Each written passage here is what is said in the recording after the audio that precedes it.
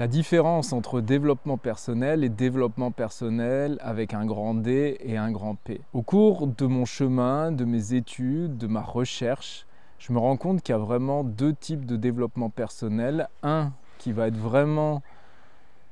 un développement de soi, mais qui n'est pas connecté à l'unité, et donc d'une certaine manière un développement personnel avec un petit D, un petit P, qui est assez isolé et je dirais qui a tendance à renforcer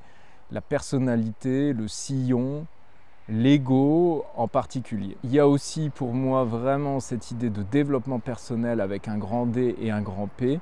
qui est beaucoup plus englobant et qui va rejoindre l'ego, l'âme, l'ensemble de nous-mêmes et aussi l'ensemble davantage collectif qui va être pour moi justement cette voie de développement personnel qui va être important. Le développement personnel dans sa plus petite version, je dirais que c'est rester finalement sur ce qui est habituel pour nous, dans notre nature,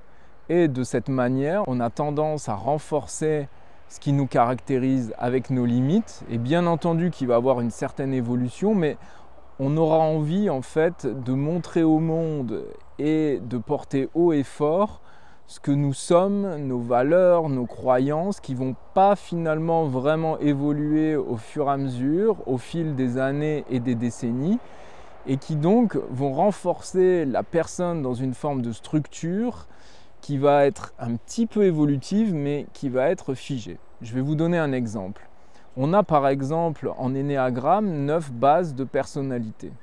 9 typologies qui vont, si on se développe, s'intégrer par rapport à une donnée, par rapport à une constante dans une autre base. C'est-à-dire que si par exemple je suis une base 4 par exemple,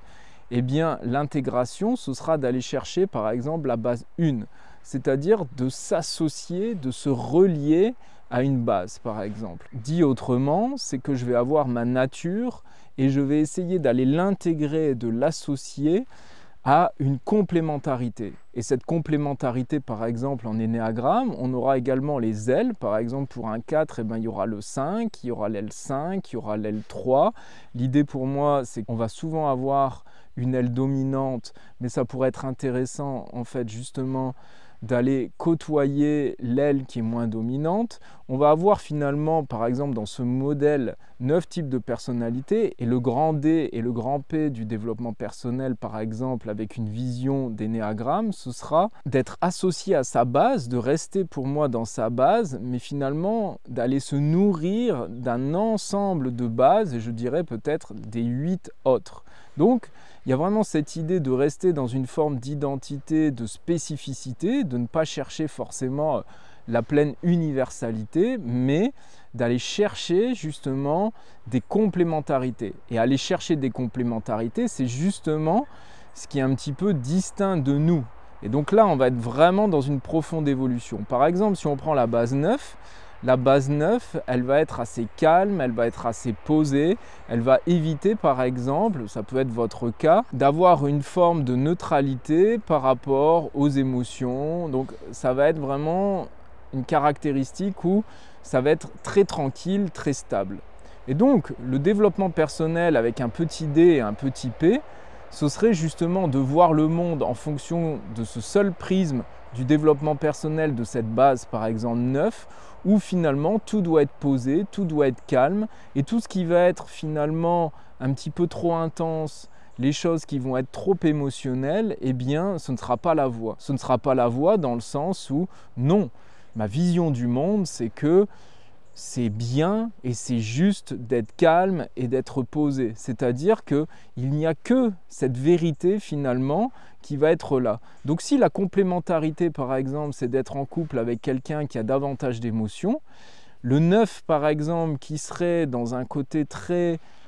petit développement personnel, eh bien, va se garantir, va compléter d'une certaine manière son évolution avec lui-même. C'est-à-dire, ce sera transformer l'autre. Bien entendu qu'il peut y avoir une influence, c'est-à-dire s'il y a quelqu'un qui est beaucoup plus émotionnel que le 9 par exemple avec un 4, eh bien aille chercher davantage par exemple l'intensité de la base 4, mais en même temps, que la base 4 aussi puisse influencer cette base 9. C'est-à-dire que c'est vraiment un mélange. C'est-à-dire que si je suis jaune,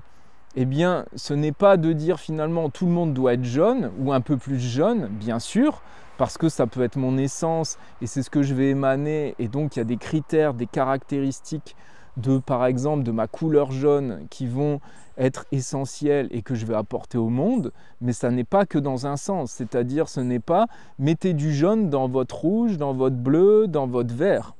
Non, c'est aussi... Eh bien, en tant que jaune, je donne du jaune, mais il y a aussi, pour justement devenir plus un arc-en-ciel, de devenir plus polarisé, d'avoir finalement beaucoup plus d'amplitude, eh bien, je vais aussi donner du jaune, mais bien entendu, prendre du vert, du rouge, du bleu. Donc, à mon sens, il faut être attentif à cette notion, à cette dynamique, pour ne pas tomber dans ce type de développement personnel où je vais tout simplement renforcer d'une certaine manière ma structure. Ma structure qui n'est pas que liée à ma personnalité, à cette notion pour moi d'égo-structure, pas d'égo-limitation, et du coup de la compléter par exemple avec mon âme, de compléter cela avec ma dynamique de vie qu'on va par exemple pouvoir retrouver dans la numérologie par rapport à l'épanouissement personnel de chacun. Donc finalement, c'est que le développement personnel, ce n'est pas de finalement donner une vérité que tout le monde doit suivre, c'est d'apprendre à compléter ces vérités, d'aller chercher une vraie évolution pour que l'ouverture au monde puisse se faire dans un juste échange et que bien entendu, il y a des valeurs, il y a des notions qui vont être plus évoluées que certaines d'autres, donc il ne s'agit pas de se mélanger à tout et à n'importe quoi, mais il y a bien un moment, une voie d'évolution avec un grand E pour chacun. Attention, là où par exemple il y a une zone de confort pour quelqu'un et si c'est la zone d'effort pour un autre, eh bien celui qui est dans sa zone de confort, de voir que les zones d'effort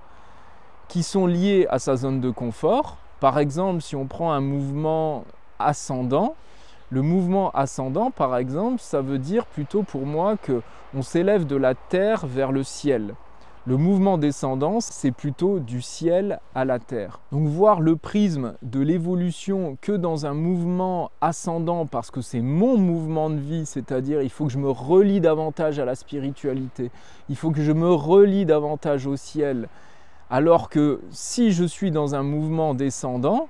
eh bien à un moment, le mouvement descendant, c'est aussi du ciel à la terre, c'est de ramener une énergie spirituelle dans la matière, c'est s'incarner, et ça peut être difficile.